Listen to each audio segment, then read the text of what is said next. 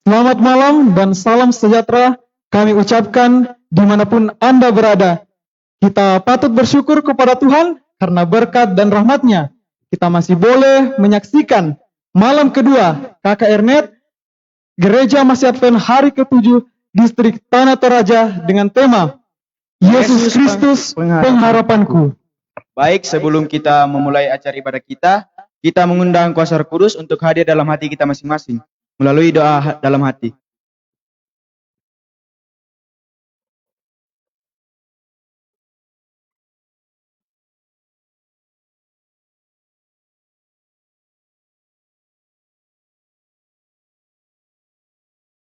Untuk memulaikan akan ibadah kita, mari kita memuji dan memuliakan nama Tuhan.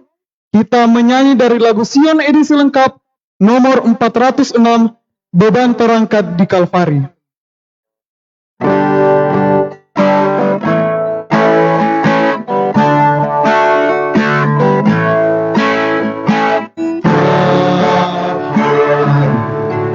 Susah dan pedih, hati sunyi sepi,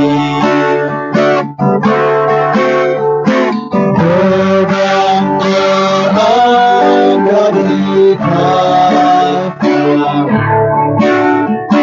Yesus penebusku.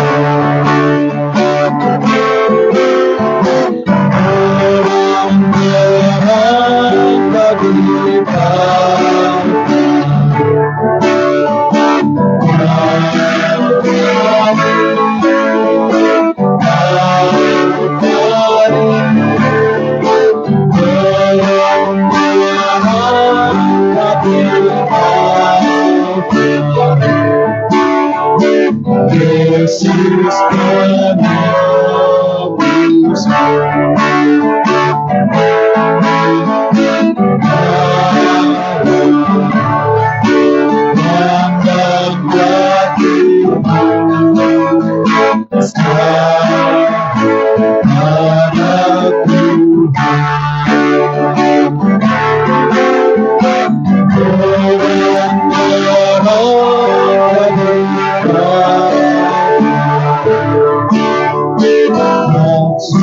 penebusku.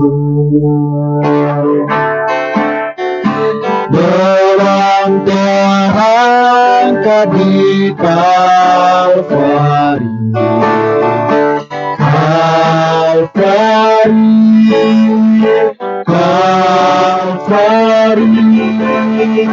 beban terangkat di Kalvari, Yesus penebusmu.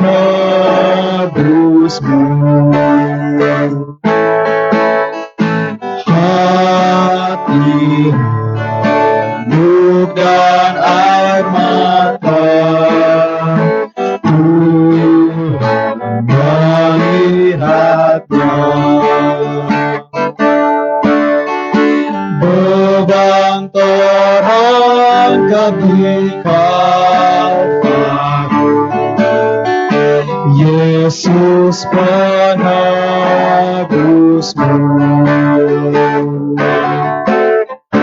Beban terangkat di Kalvari,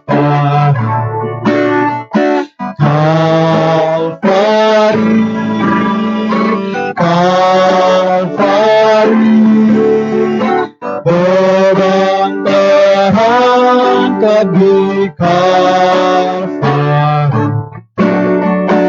Yesus penebusmu.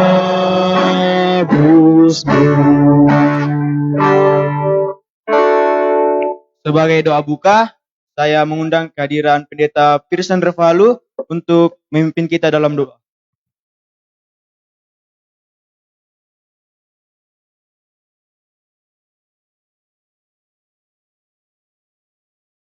Baik, kita berdoa.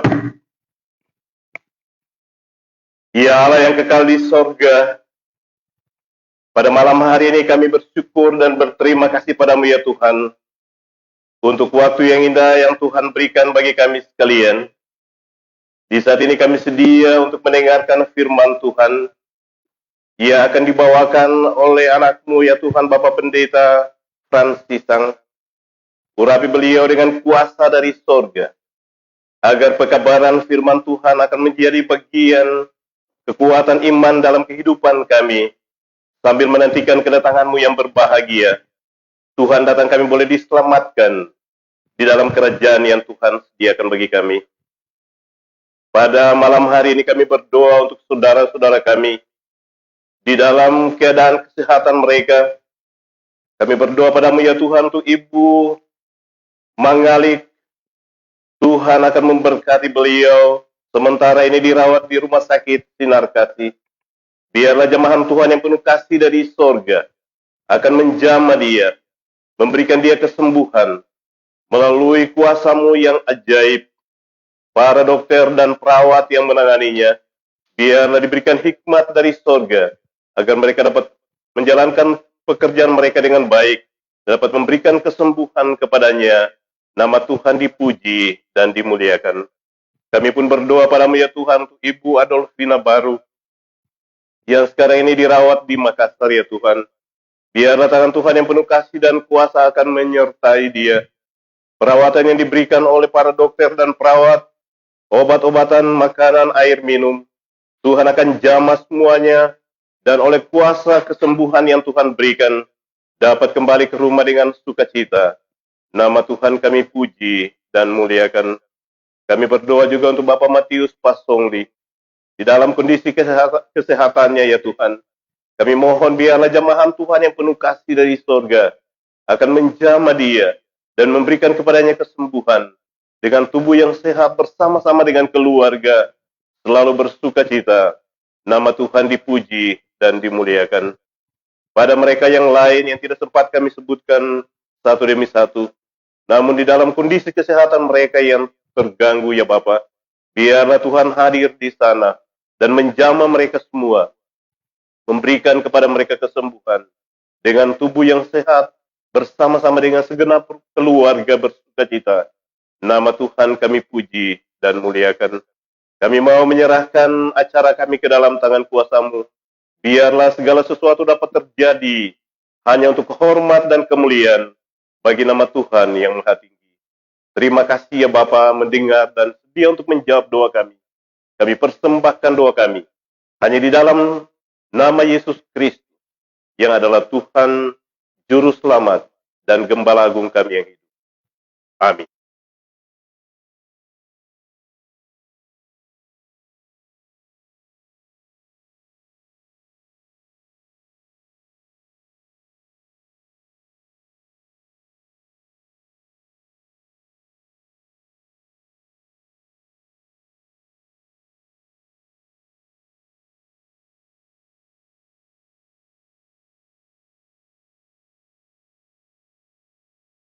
Pada malam hari ini, kita akan mendengarkan sebuah lagu pujian yang akan dibawakan oleh Reginald Salaga.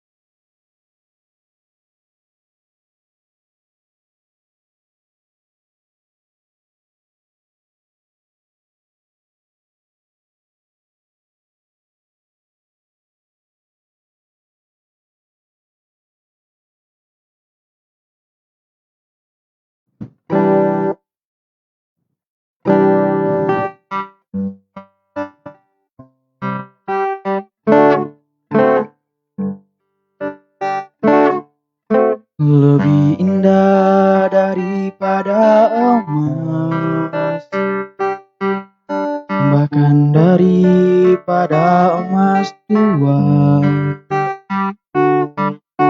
Lebih manis daripada madu, firman-Mu ya Tuhan.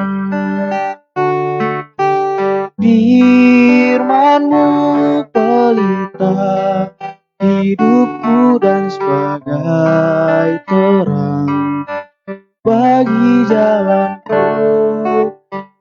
Jiwaku berseru padamu, hidupkanlah aku seturut dengan firman-Mu.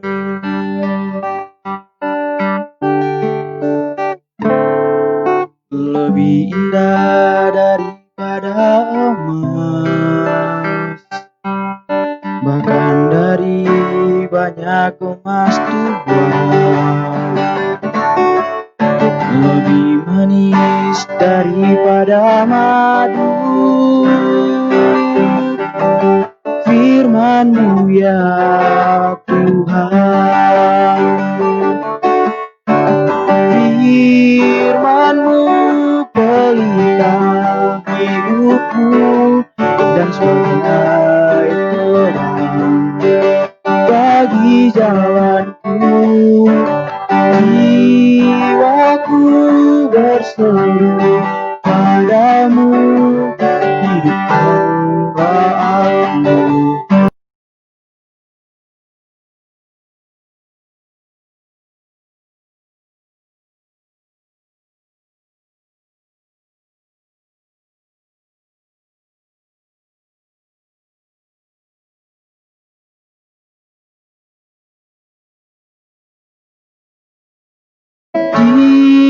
Jiwaku berseru padamu, sucikanlah aku seturut dengan firman-Mu.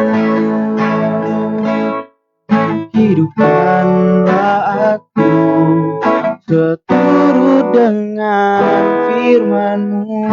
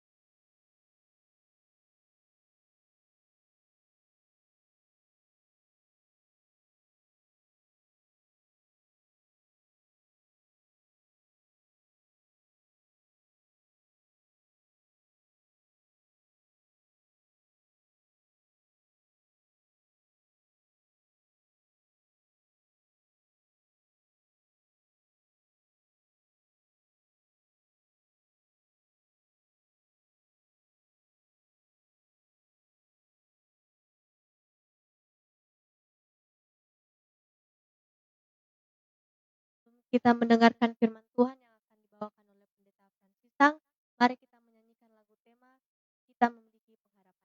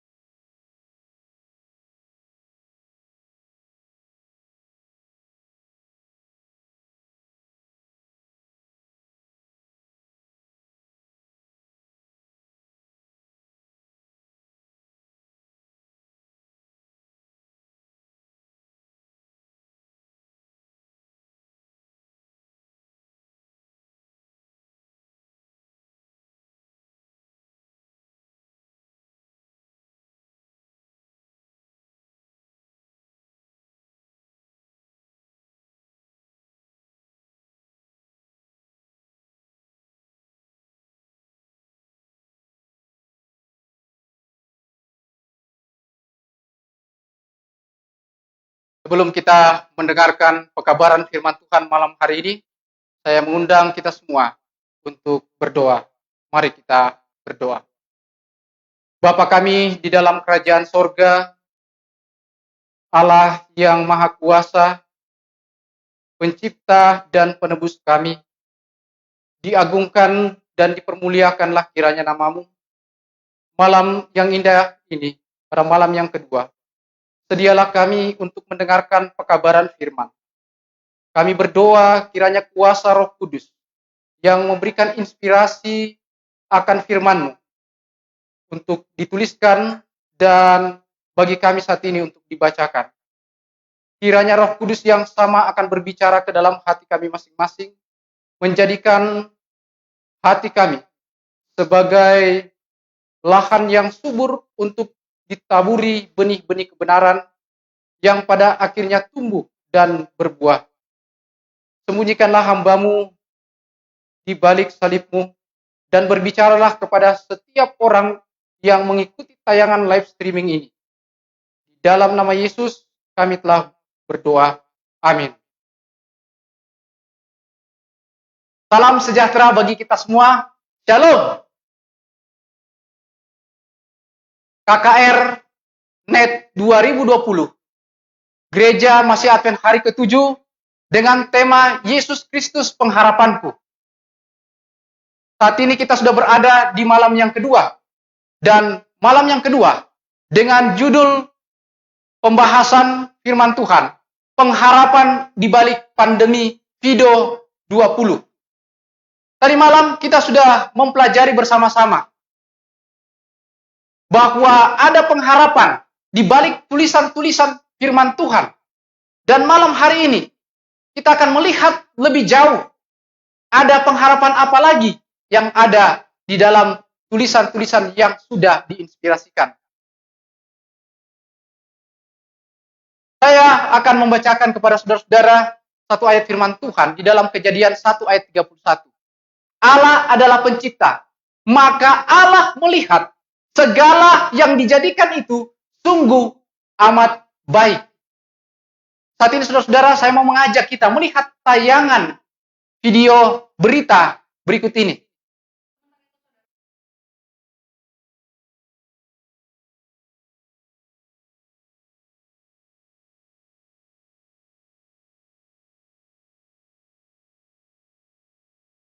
Saudara-saudara sekalian, saat ini berita di mana saja siaran televisi yang saudara-saudara nonton, saudara akan mendapatkan kabar tentang virus corona.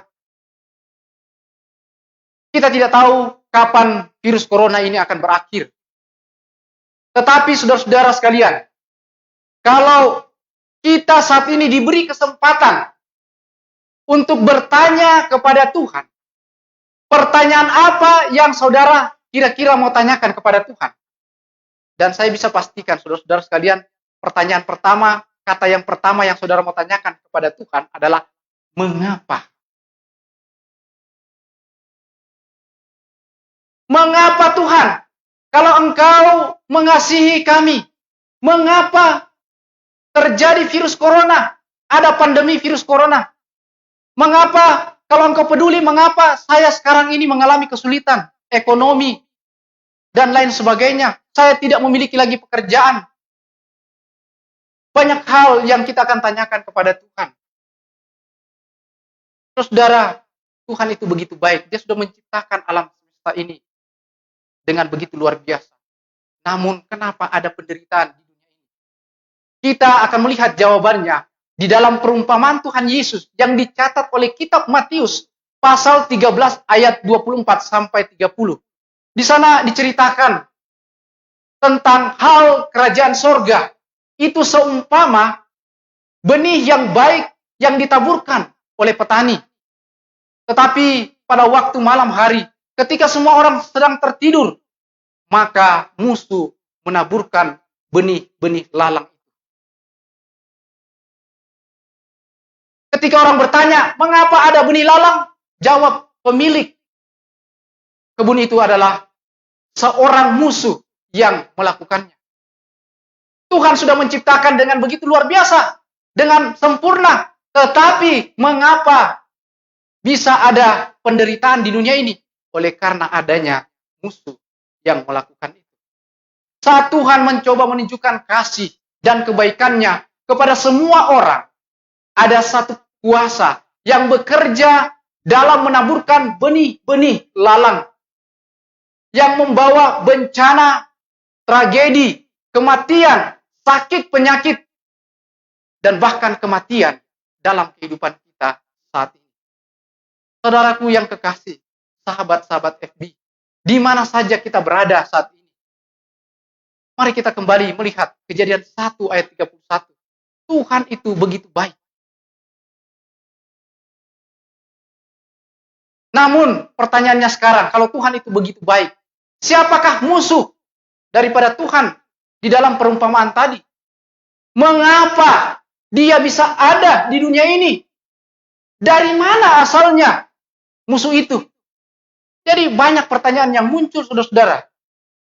Kemudian, siapa yang akan bertanggung jawab atas semua tragedi yang kita saksikan setiap harinya?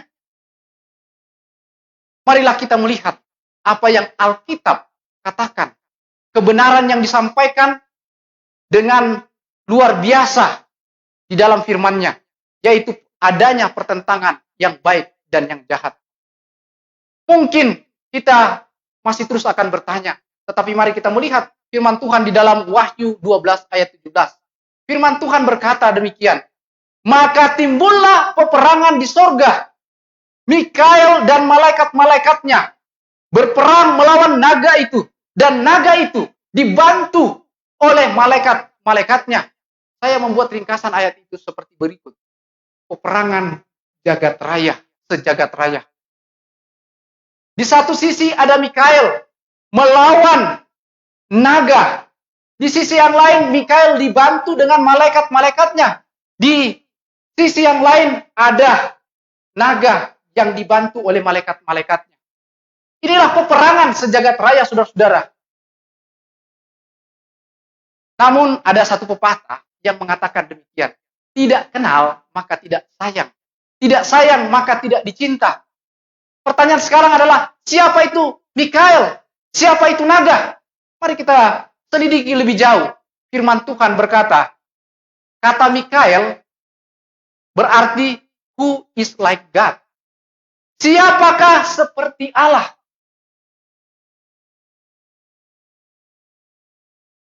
Mikael itu sama dengan penghulu malaikat. Kalau penghulu malaikat ini berseru, orang saleh bangkit. Dan penghulu malaikat itu menyatakan dirinya, sayalah Yesus Kristus. Yudas 1 ayat 9. Saudara boleh catat ayat-ayatnya di sana. 1 Tesalonika 4 ayat 16. Yohanes 5 ayat 28 dan 29. Dan Yohanes 11 ayat 25 dan 26. Yesus mengatakan dengan jelas, akulah kebangkitan dan hidup. Nah sekarang yang kedua, siapa itu si ular tua? Si naga itu? Atau si ular tua? Atau iblis? Atau setan? Dia di dalam bahasa aslinya disebut diabolos atau satan. Yang berarti musuh. Musuh adalah orang yang menentang orang lain dalam tujuan atau tindakan. Dan diabolos atau satan ini juga adalah nama yang diberikan kepada pangeran roh-roh jahat. Dan yang penting, yang bagian terakhir ini saya mau tekankan adalah diabolos atau satan itu adalah musuh utama dan dari Yesus Kristus dan Allah. Sudah tentu kalau namanya musuh harus membuat persaingan. Dan bagaimana caranya untuk bisa membuat persaingan? Ya, buat sajalah kabar-kabar apa? Fitnah, buat sajalah tuduhan-tuduhan yang tidak benar. Maka kita sudah menjadi musuh daripada orang itu. Demikian juga dengan iblis. Demikian juga dengan si ular tua itu. Si setan itu atau si naga itu. Dia membuat kabar-kabar yang tidak benar. Sekarang pertanyaan. Tadi kalau kita membaca dengan teliti, ayat di dalam Wahyu 12 dikatakan bahwa terjadi peperangan di surga. Sekarang pertanyaannya adalah, mengapa ada peperangan di surga? Bukankah surga itu adalah tempat yang indah, penuh dengan sukacita dan kedamaian? Firman Tuhan kembali menerangkan kepada kita di dalam Yesaya 14 ayatnya yang ke-12 sampai ayatnya yang ke-14. Ayat 12 dikatakan bahwa, wah, engkau sudah jatuh dari langit, hai bintang timur, putra fajar, engkau sudah dipecahkan dan jatuh ke bumi, hai yang mengalahkan bangsa-bangsa. Menarik, di dalam ayat ini saya coba search di pencarian Alkitab elektronik. Saya coba dengan kitab King James Version, dan saya temukan bahwa satu-satunya kata yang ada di dalam Alkitab yang menyebutkan Lucifer itu adalah di dalam ayat ini. Di dalam terjemahan bahasa Inggris, King James Version katakan, how art thou fallen from heaven, O Lucifer, son of the morning. Siapa ini Lucifer sebenarnya? Ayat-ayat firman Tuhan akan menjelaskan lebih jauh untuk kita. Dan Lucifer berarti pembawa terang. Di surga dia memiliki tugas sebagai pembawa terang, dan dia adalah malaikat di surga. Pertanyaannya sekarang, apa itu terang? Firman Tuhan menjawab di dalam Mazmur 119 ayat 105. Firman-Mu itu pelita bagi kakiku dan terang bagi jalanku. Jadi, terang itu sama dengan firman Tuhan. Berarti kalau di sorga Lucifer membawa terang, itu berarti yang dia bawa adalah firman Tuhan. Dan kalau itu adalah firman Tuhan, berarti Lucifer itu adalah satu sosok oknum yang sangat dipercaya. Mari kita lebih memfokuskan lagi pelajaran kita. Kita baca lebih lanjut ayatnya. Di dalam ayat yang ke-13 dan 14 tentang si Lucifer ini. Engkau yang tadinya berkata dalam hatimu, aku hendak naik ke langit, aku hendak mendirikan tahtaku mengatasi bintang-bintang Allah, dan aku hendak duduk di atas bukit pertemuan, jauh di sebelah utara. Ayat 14, aku hendak naik mengatasi ketinggian awan-awan, aku hendak menyamai yang maha tinggi. Perhatikan baik-baik, saudara-saudara, ayat-ayat ini. Ada berapa kata aku di dalam dua ayat ini? Mari kita lihat. Kita hitung sama-sama. Ada 4, saudara-saudara. Kata aku di sana. Apa maksudnya? Kata aku berarti ada ego. Itu sama dengan diri pribadi. Apa yang pribadi Lucifer inginkan adalah dia ingin naik ke langit, mendirikan tahtanya di sana. Dia mau duduk di atas bukit pertemuan, menyamai yang maha tinggi. Saudara, menarik. Yang maha tinggi di sini itu berarti menunjuk kepada pribadi Allah. Ayat ini jelas menjelaskan kepada kita bahwa Lucifer ingin mengambil posisi Allah. Lebih jauh tentang Lucifer itu. Siapakah dia? Lucifer itu jelas firman Tuhan katakan dia bukan Allah. Itu berarti dia bukan pencipta. Dia bukan Tuhan. Itu berarti dia bukan pemilik. Tetapi dia hanyalah malaikat ciptaan. Ingat baik-baik saudara-saudara sekalian. Tidak pernah ciptaan itu bisa menjadi pencipta. Pertanyaannya sekarang adalah, bisakah kita manusia ini atau umat ciptaan Tuhan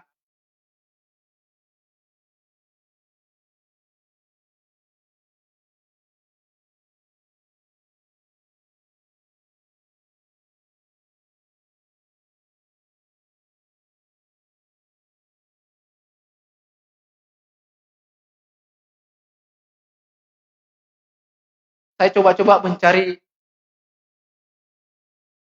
di dalam YouTube, mengetik kata robot, manusia cantik. Dan ada hal yang menarik bagi saya di sana. Ketika saya mengetik ini, ada muncul di sana, saudara bisa lihat di screen, ya, 50 tahun lagi, para wanita akan digantikan dengan robot yang cantik ini. Saudara bisa bayangkan, ya saya mohon maaf kepada ibu-ibu atau kaum hawa,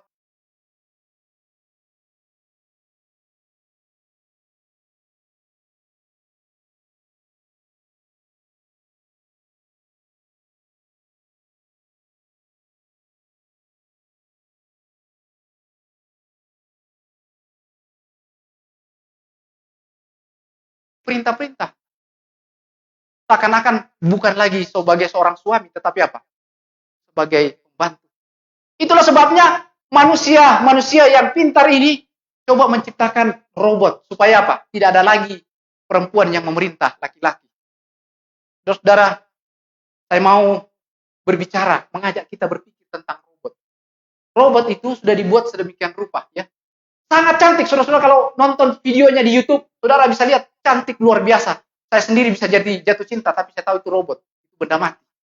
Saudara-saudara sekalian, robot yang dibuat menjadi seperti manusia, sehebat apapun diciptakan atau dibuat oleh manusia, dia adalah tetap robot. Robot tetaplah robot.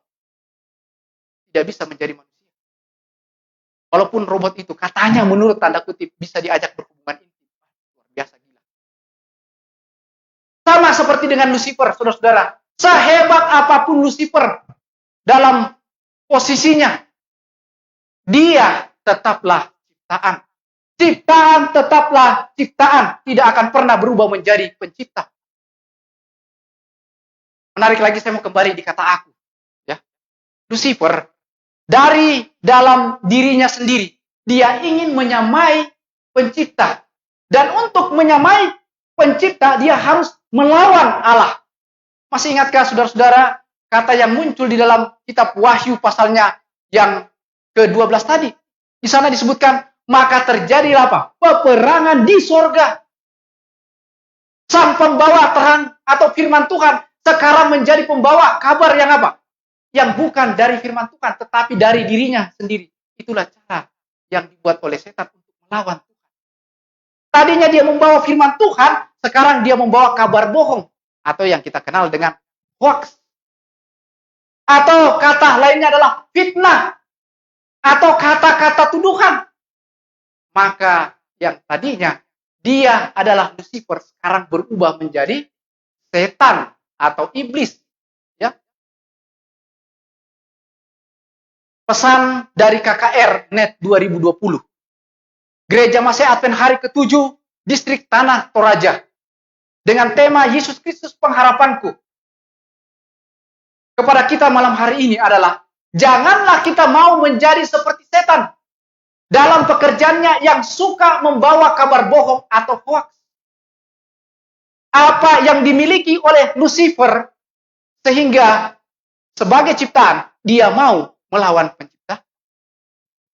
Selanjutnya, mari kita lihat firman Tuhan menerangkan kepada kita dalam Yeskiel 28 ayat 12 sampai 17. Di sana ada ucapan ratapan tentang Raja Tirus. Saudara-saudara bisa baca ayatnya.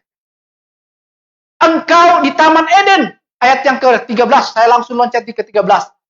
Yaitu taman Allah, penuh dengan batu-batu permata yang disebutkan di sana begitu banyak. Kuberikan tempatmu dekat kerub yang berjaga. Di gunung kudus Allah engkau berada, berjalan-jalan di tengah batu yang bercahaya-cahaya. Engkau tak bercelah di dalam tingkah lakumu sejak penciptaanmu sampai terdapat kecurangan padamu. Dan seterusnya sampai ayat 17, saudara bisa baca sendiri. Itulah jawabannya. Yang dimiliki oleh Lucifer itu begitu banyak. Namun penekanan saya di ayat 17 dikatakan bahwa engkau sombong karena kecantikanmu. Hikmatmu kau musnahkan demi semarakmu. Ke bumi kau kulempar. Ucapan mengenai Raja Tirus ini cocok untuk menggambarkan sosok Lucifer sebelumnya. Menarik kata sombong pada ayat ini. Itu berarti menghargai diri secara berlebihan. Nah, saudara, ini biasanya kata sombong ini akan melahirkan over. Ya, ada sesuatu yang lebih. Karena ada yang lebih, itu yang kemudian diangkat. Ataupun kalau tidak ada, dilebih-lebihkan. Lucifer menghargai diri lebih dari apa yang Tuhan sudah berikan. Dia menuntut apa yang menjadi hak milik Tuhan.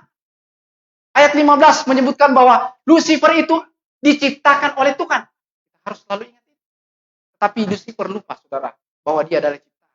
Untuk itu jangan jadi orang sombong, saudara-saudara. Sombong itu tidak ada obatnya. Malaikat saja jatuh karena apa? Sombong. Apalagi kita yang manusia sudah berdosa.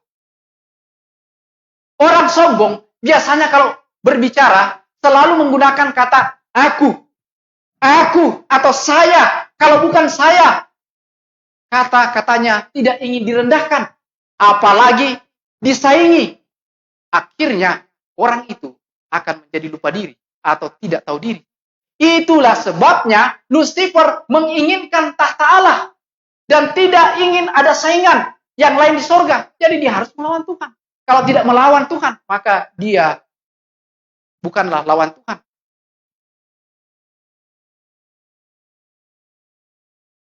Mengapa?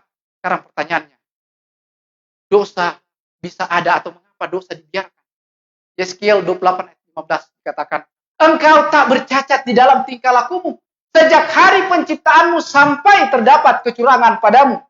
Jelas ayat ini katakan kepada kita bahwa Allah tidak menciptakan dosa. Tetapi dosa itu datang dari diri Lucifer sendiri. Dengan memanjakan diri melalui keinginan-keinginan untuk menjadi sama dengan Allah. Atau mengambil tempat Allah atau tahta Allah yang sesungguhnya.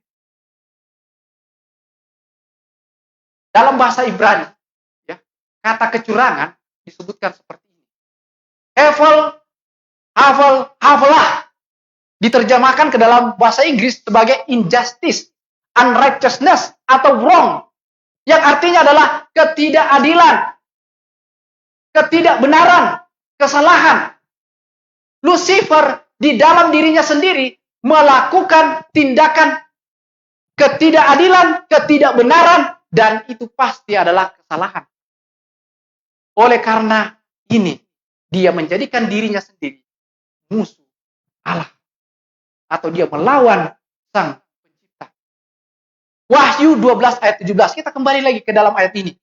Maka timbullah peperangan di sorga. Mikael dan malaikat-malaikatnya berperang melawan naga itu. Dan naga itu dibantu oleh malaikat-malaikatnya. Pertentangan sejagat raya sedang terjadi. Selama setan atau Lucifer ini ada, maka tidak akan berhenti peperangan itu. Namun ada catatan yang penting untuk sahabat-sahabat Facebook yang sedang menyaksikan tayangan ini. Ingat baik-baik, ini catatan penting. Lucifer tidak akan pernah menang melawan Allah. Itulah sebabnya kalau kita membaca ayat selanjutnya, dia apa? Dilemparkan ke bumi.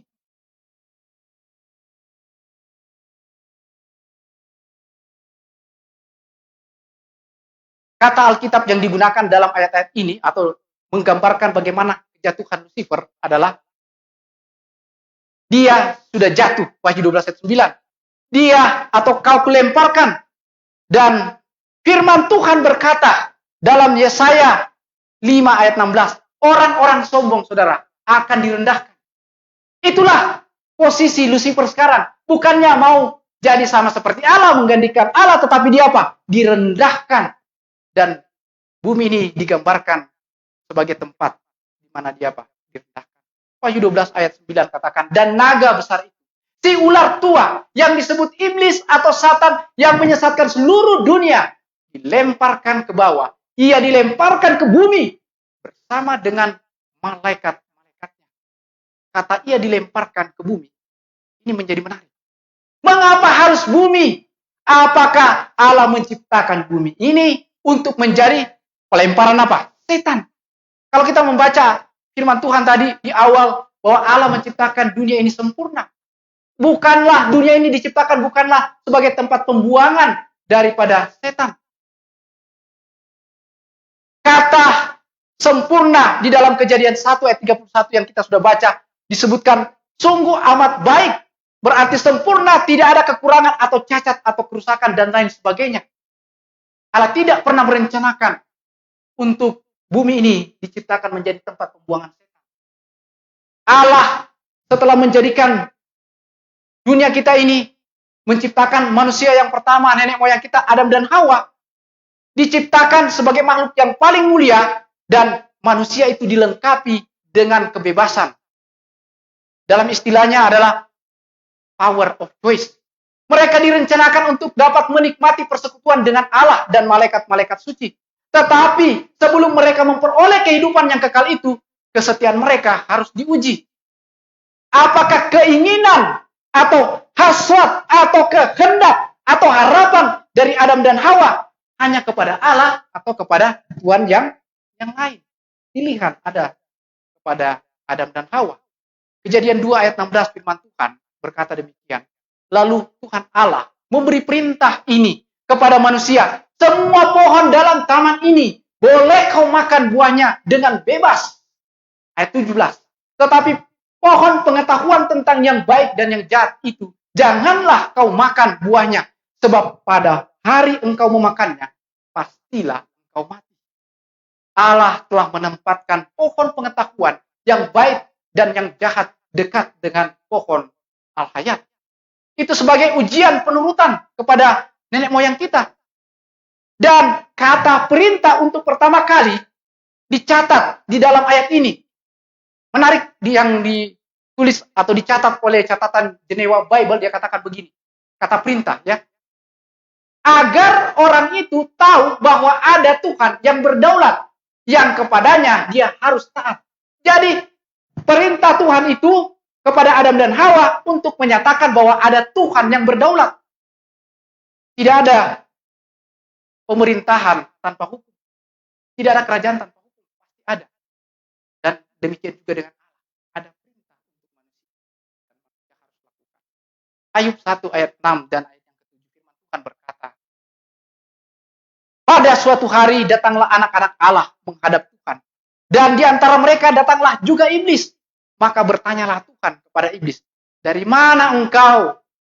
Lalu jawab iblis kepada Tuhan, dari perjalanan mengelilingi dan menjelajahi bumi. Terus saudara, suatu kali pertemuan ini diadakan, ya mungkin kita bisa membayangkan bahwa tempat ini adalah surga. Dan semua ya dari berbagai tempat ya kita belajar tentang ilmu alam, ya astronomi, di mana ada begitu banyak galaksi-galaksi selain galaksi kita, galaksi Bima Sakti. Dan itu berarti ada kehidupan juga di sana. Dan sampai hari ini belum ada orang bisa meneliti ke sana. Karena apa? Keterbatasan kita. Tetapi Allah telah menciptakan jagat raya itu begitu luas. Sehingga pertemuan itu kita bisa bayangkan itu terjadi di surga. Dan semua ada perwakilan. Dan termasuk bumi kita ada perwakilan. Dan perwakilannya itu adalah siapa? Tidak lain adalah rencana Allah bagi Adam dan Hawa adalah kalau Adam dan Hawa itu lulus ujian, maka manusia itu akan lebih tinggi kuasanya dari kuasa iblis. Itu berarti bahwa iblis tidak akan mampu lagi menggoda atau menjatuhkan Adam dan Hawa kalau mereka lulus pada waktu itu. Firman Tuhan di dalam Mazmur 8 ayat 5 dan 6 katakan, apakah manusia sehingga engkau mengingatnya? Apakah anak manusia sehingga engkau mengindahkannya? Namun engkau telah membuatnya hampir sama seperti Allah dan telah memahkotainya dengan kemuliaan dan hormat.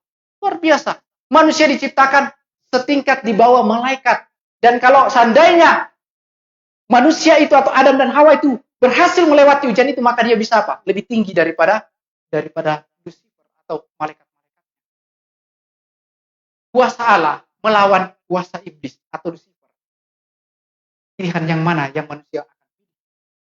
Roma 6 ayat 16 katakan, apakah kamu tidak tahu bahwa apabila kamu menyerahkan dirimu kepada seseorang sebagai hamba untuk mentaatinya, kamu adalah hamba orang itu. Yang harus kamu taati baik dalam dosa yang memimpin kamu kepada kematian maupun dalam ketaatan yang memimpin kamu kepada siapakah yang akan dituruti oleh Adam dan Hawa? Luar biasa firman Tuhan kembali memberikan kita penjelasan yang luar biasa di dalam Kejadian 3 ayat 1 sampai 6. Di sana saudara boleh membaca sendiri. Saya tidak akan menyebutkan itu. Ada jelas di dalam Kejadian 2 tadi. Tetapi kemudian Hawa mengerti dan menyebutkan itu di dalam Kejadian 3. Perintah Allah jelas dikatakan bahwa jangan makan buah pengetahuan yang baik dan jahat. Kalau kamu tidak makan, hidup kekal menjadi bagianmu. Tetapi perintah setan berbeda. Perintah setan jelas juga bagi Adam dan Hawa. Bagi Hawa pada waktu dia bercakap-cakap, makan saja. Dan akibatnya, Adam dan Hawa seharusnya tahu. Tetapi dia lupa dengan akibatnya. Karena apa? Setan sudah merubah firman Tuhan. Sudah merekayasa kebenaran firman Tuhan. Akibatnya, yang setan katakan bahwa jelas bahwa kamu akan menjadi seperti Allah. Padahal tanda kutip menjadi seperti Allah itu bukan apa? Jadi Allah, tetapi apa? Kematian. Bayangkan dia rubah firman Tuhan. Akhirnya Kejadian 3 ayat 6 katakan, perempuan itu melihat bahwa buah pohon itu baik untuk dimakan dan sedap kelihatannya. Lagi pula pohon itu menarik hati karena memberi pengertian.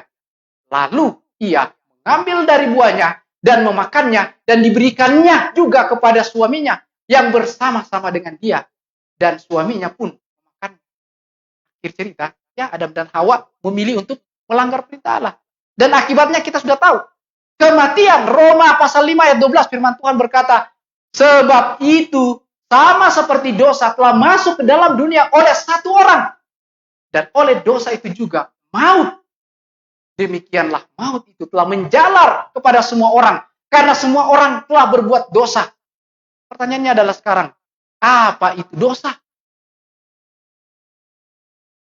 Yohanes 3 ayat yang keempat. Sebab dosa ialah pelanggaran hukum Allah. Yakobus 4 ayat 17 katakan, jika seorang tahu bagaimana ia harus berbuat baik, tetapi tidak melakukannya, ia berbuat dosa. Roma 4 ayat 23. Dan segala sesuatu yang tidak berdasarkan iman adalah dosa. Yakobus 2 ayat 10 mengatakan, sebab barang siapa menuruti hukum itu tetapi mengabaikan satu bagian daripadanya, ia bersalah terhadap seluruhnya. Catatan penting pengertian tentang dosa untuk KKR Yesus Kristus pengharapanku ada 4 tentang dosa. Yang pertama, dosa itu adalah pelanggaran hukum Allah. Yang kedua, dosa itu adalah tahu yang baik tetapi tidak melakukannya. Yang ketiga adalah dosa itu adalah tidak berdasarkan iman. Dan yang keempat, dosa itu mengabaikan atau membuang atau meniadakan salah satu bagian dari hukum Allah. Dan 4 hal ini, saudara-saudara, kalau saudara renungkan baik-baik, saudara akan dapati inilah yang dibuat oleh nenek moyang kita.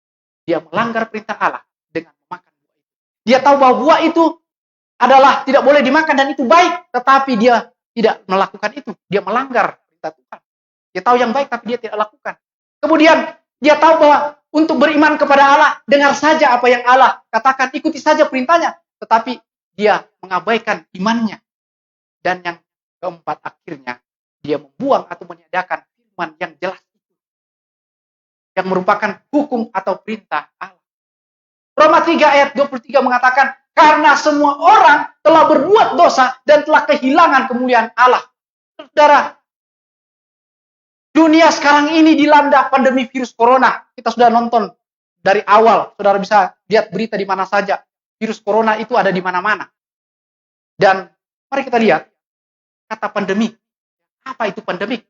Pandemik adalah wabah atau penyakit yang tersebar luas di suatu kawasan atau benua atau di seluruh dunia. Kalau kita menyaksikan bahwa ada beberapa orang atau beberapa tempat yang dikatakan tanda kutip ya, di Indonesia disebut zona hijau. Zona hijau itu berarti tidak ada orang yang kena corona di sana. Termasuk kami dari pedalaman Simbuang, Tosi, tidak ada corona di sana, saudara. Ya, itu berarti bahwa virus atau pandemik corona ini bukanlah sesuatu yang sangat menakutkan, tetapi ada sesuatu yang sangat menakutkan, yang lebih daripada apa? Virus corona. Virus apa itu?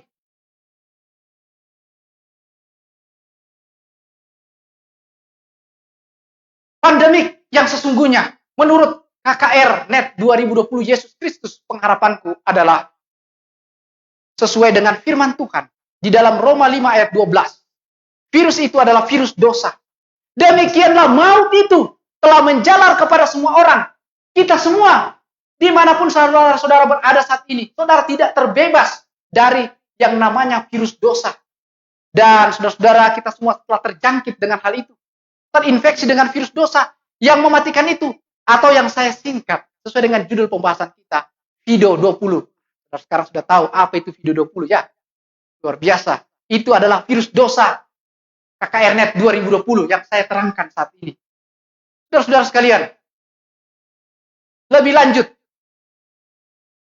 pandemik yang sangat menakutkan yang sesungguhnya adalah Video 20.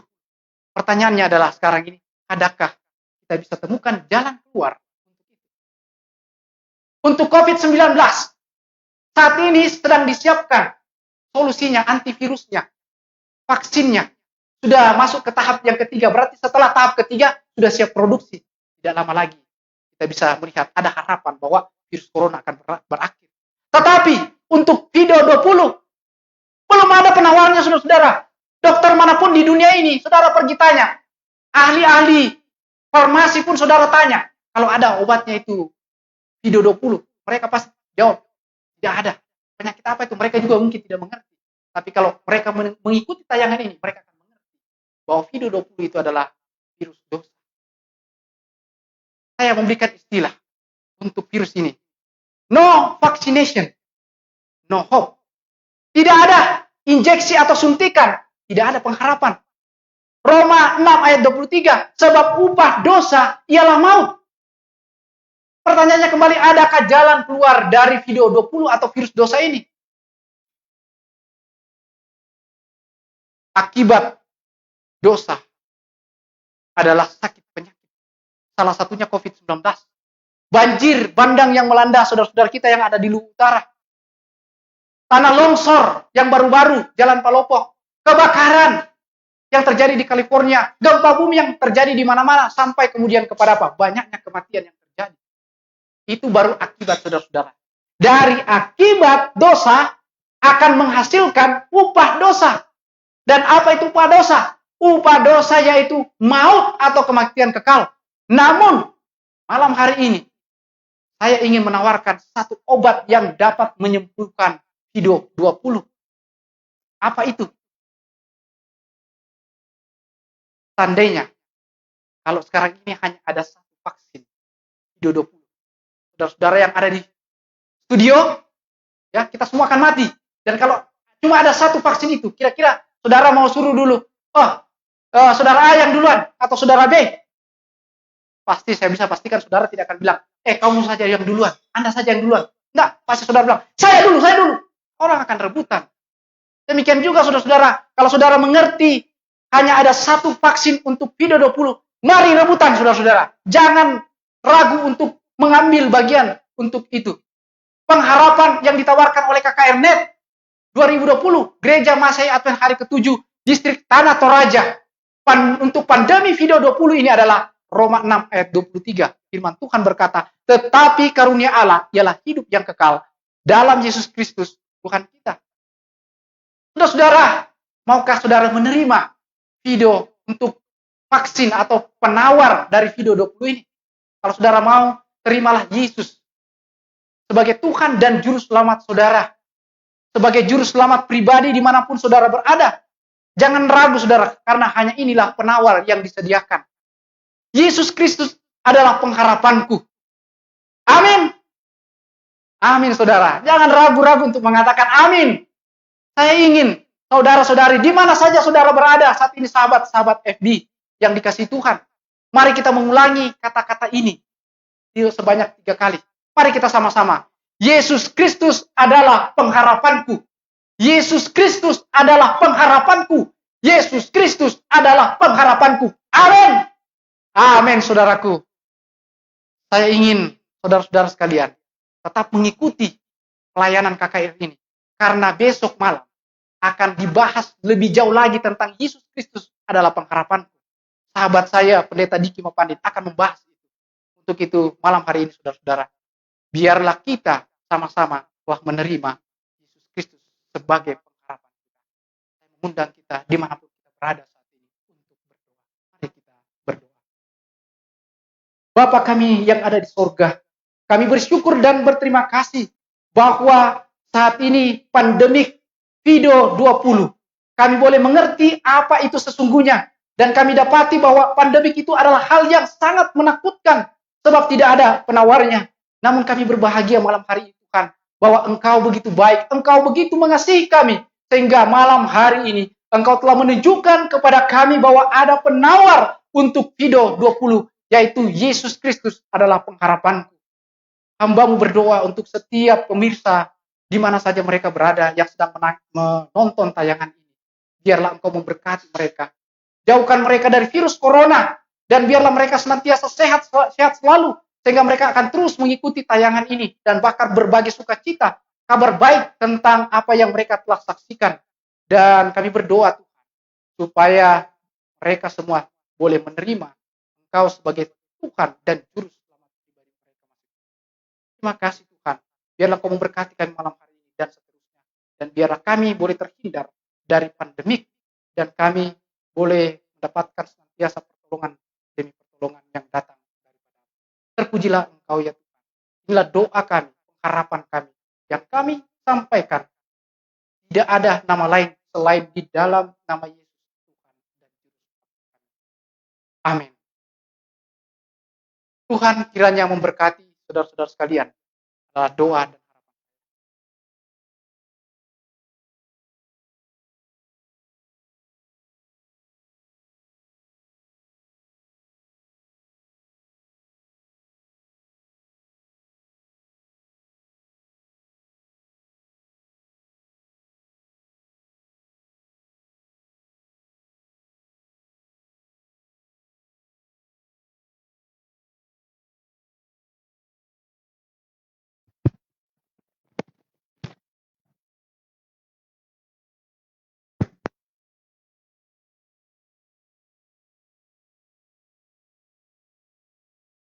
Baik, ibadah KKR kita pada malam ini telah selesai.